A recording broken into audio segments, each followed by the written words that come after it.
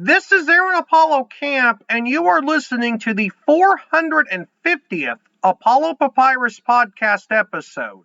I thank all of our listeners for your continued support, and I hope you all enjoy listening to this episode.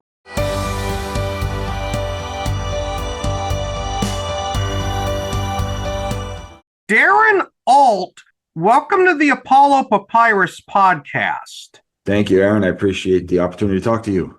Feel free to tell our listeners a little bit about yourself as well as your background in basketball coaching. Sure. Well, I native Californian who moved east to go to the Naval Academy for college. Upon graduation and some time in the Navy, I met my wife, who's a New Jersey woman through and through, and ended up in New Jersey in 1994 when I got out of the Navy. So toward the back end of my career in the Navy, I started coaching at the Naval Academy Prep School as an assistant coach of the men's program, and just had an amazing time working with young men on the courts, learning the game, learning a little bit about life, and of course preparing them for their desire to attend the Naval Academy. And that's where I caught the coaching bug. And when I got out of the Navy and moved to New Jersey, I brought that with me to Holy Family Grammar School, where I started coaching boys 7th and 8th grade. Did that for 12 years. And then at one point, toward the end of that, I started coaching high school girls basketball at Modern Day. And during that period, I was coaching both teams for about 5 years, which was kind of chaotic, but it was a lot of fun making that transition from boys to girls. Coached at St. John Vianney High School, coached at Homedale High School, and finished a 22-year career of coaching high school girls basketball a few years ago. Your book is titled Out of Bounds: When Parents Cross the Line in Player-Coach Relationship and Other Basketball Experiences. Yeah. Without spoiling too much about your book, what is it about?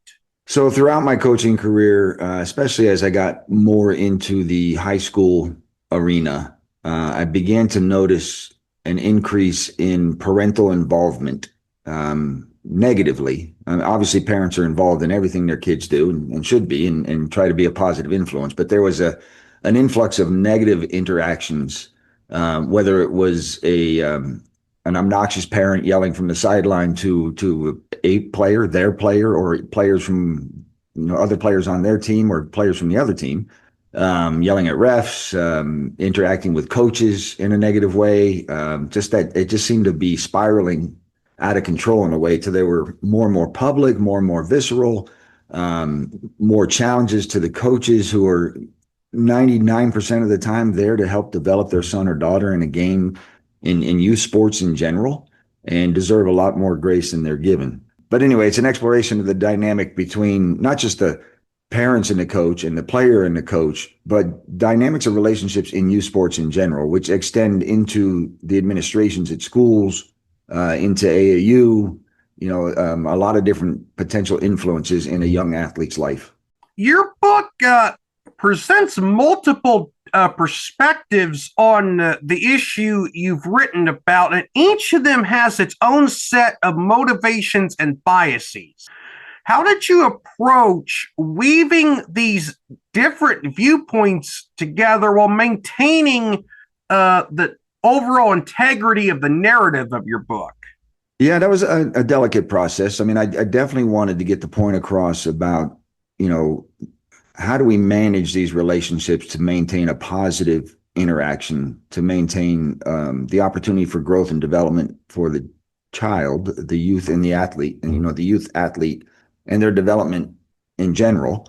But I also wanted to bring out some of the fun aspects that were, interwoven throughout all of these experiences. So I tried to balance it. I didn't want it to beat people over the head about, parents stink. And that's not the case. And a good vast majority of my interactions with parents, my relationships with parents was great. Unfortunately, it's the squeaky wheel, the one that always seems to bring the overall feeling, the overall energy down with some of their comments or some of their antics. So I wanted to be very careful about that. I wanted it to be a book with lessons that the reader is empowered to pull out as they need to, as opposed to me telling them what they should think or feel. and also wanted to provide some of the entertaining aspects of being a coach, which is an amazing, amazing experience. And I had the pleasure to do it for 33 years. How did you balance the humanizing of all individuals who were highlighted in your book, even the ones that you thought were in the wrong or who would seem to a reasonable reader to be in the wrong? Well, I guess I was blessed in a way to, through my work, to have gone through Stephen Covey's 7 Habits of Highly Effective People. And one of the things that stuck out to me was seek first to understand, then to be understood. So as I was going through these experiences, even I was trying to understand what is it that is compelling another adult to act out in such a negative way, or what would drive somebody to ultimately, to not to give away the book in a way, but that ultimately to put out a false charge against a well-respected, well-revered coach with a strong history in the Shore Conference of New Jersey, just for the benefit or the perceived benefit of their child and playing time. And so I would spend a lot of time trying to understand that, trying to parse what their feelings and emotions and drivers might have been.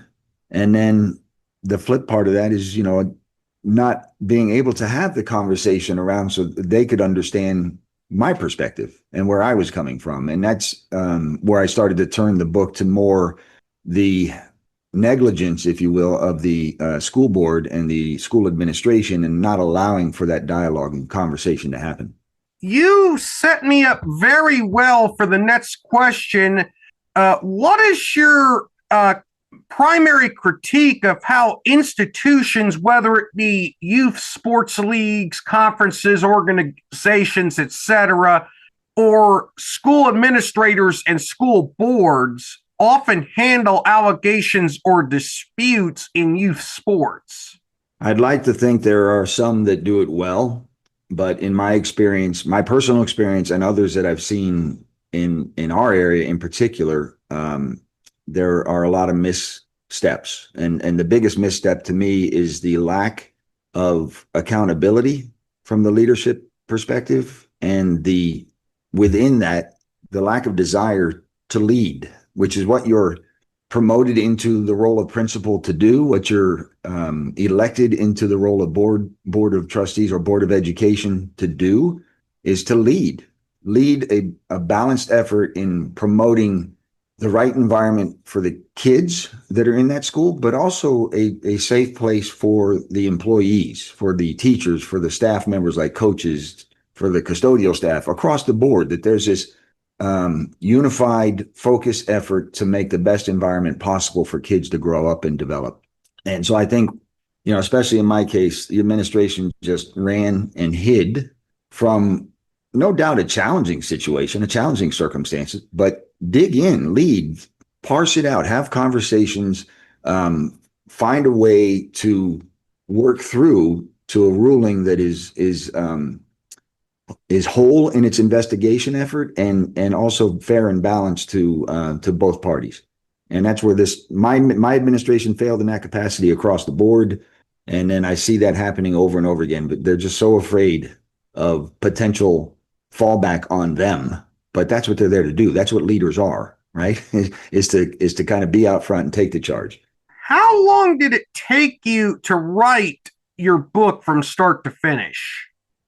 From inception to actually publication was probably about a 10-year process. The writing itself, and it was 10 years because I just came up with the idea that, hey, or a recognition that this pattern of behavior of increased parental interference with that player-coach relationship is happening more and more. So I just started kind of jotting down some notes, again, trying to figure out and understand why, look for patterns.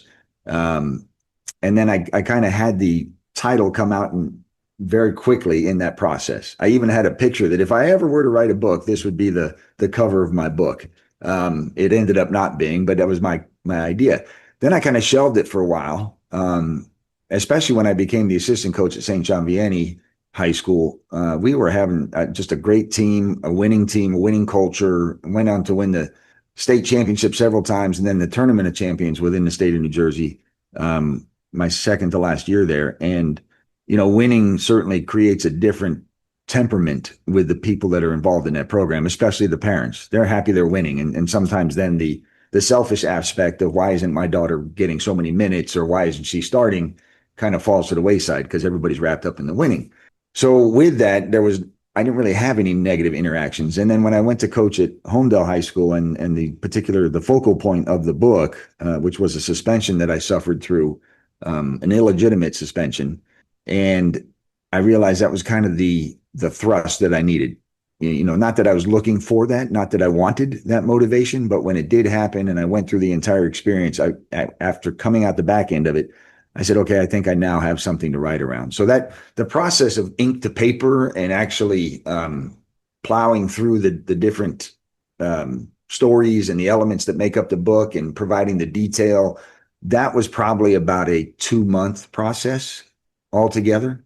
And, once you get to right motivation, you can do things pretty quickly.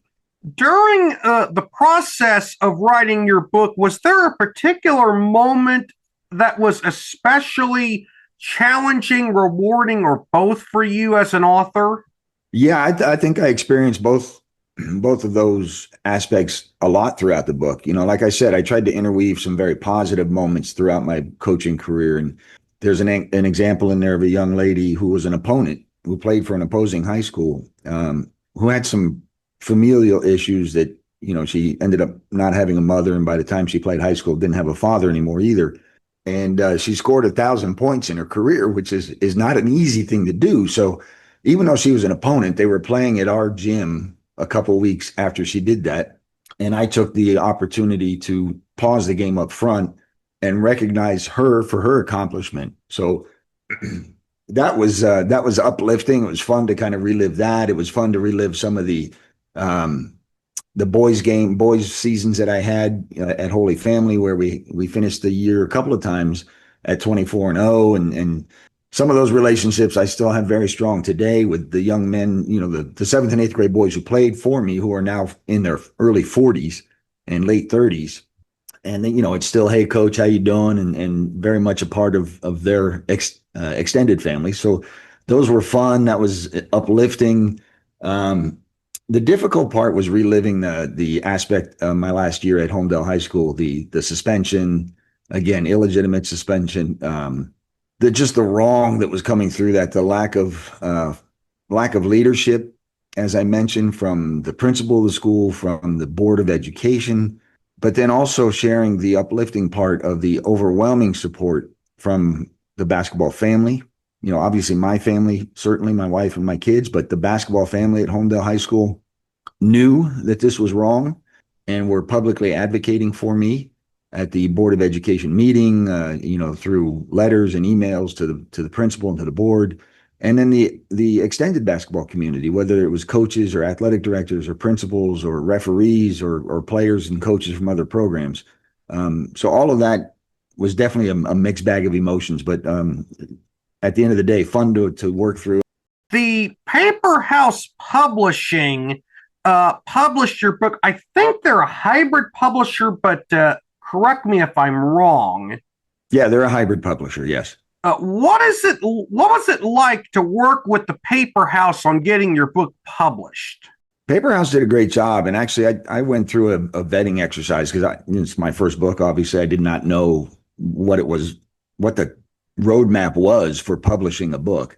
And so I started to look through and do some research and eventually found 2 or 3 hybrid publishers in our area. And so I called and initiated conversations with them, started to kind of interview them as to, whether or not they were the right match for what I was trying to do. And one of the things that set Paper House apart, as opposed to the others I was considering, was the personal touch.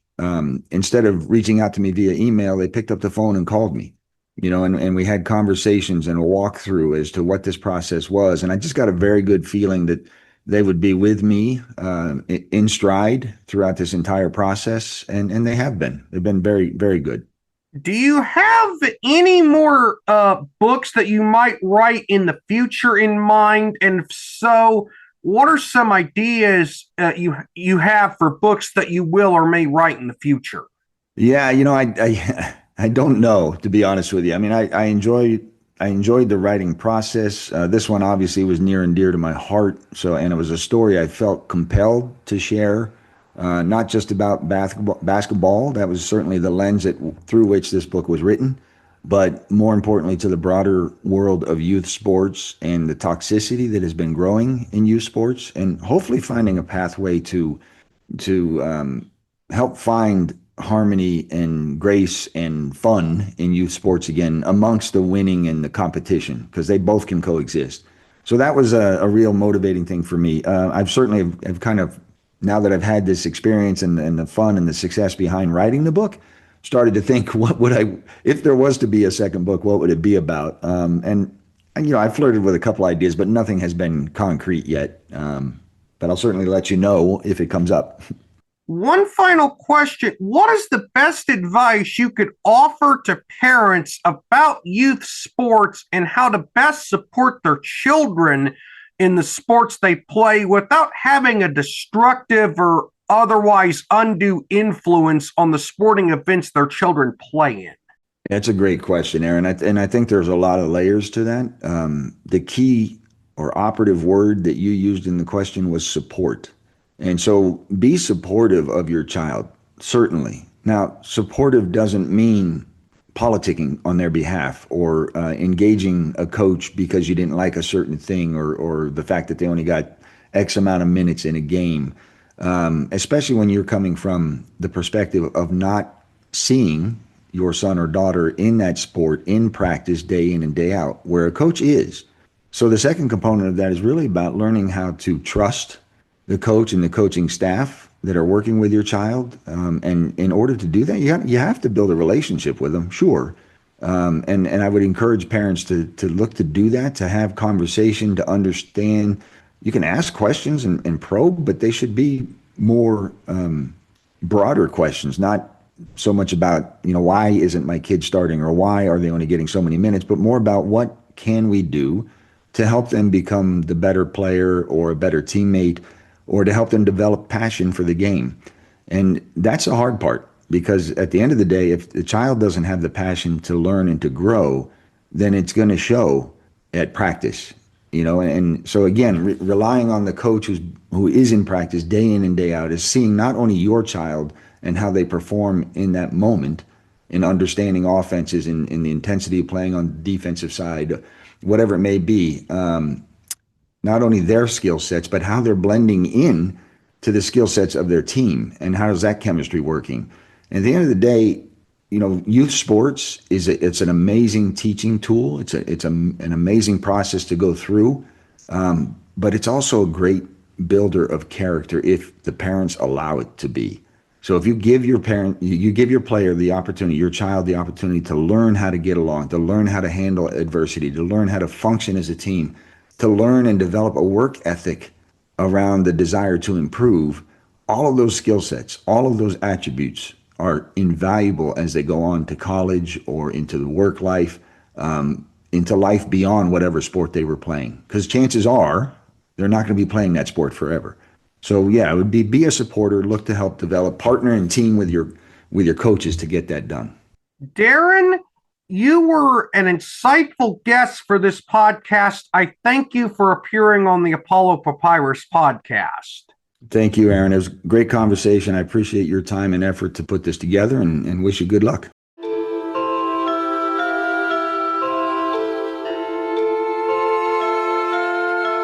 This podcast episode is intended for the private listening of our audience. Any reuse or retransmission of this podcast episode without the express written consent of the podcast host is prohibited except under fair use guidelines. Royalty-free music and sound effects obtained from https://www.zapsplat.com.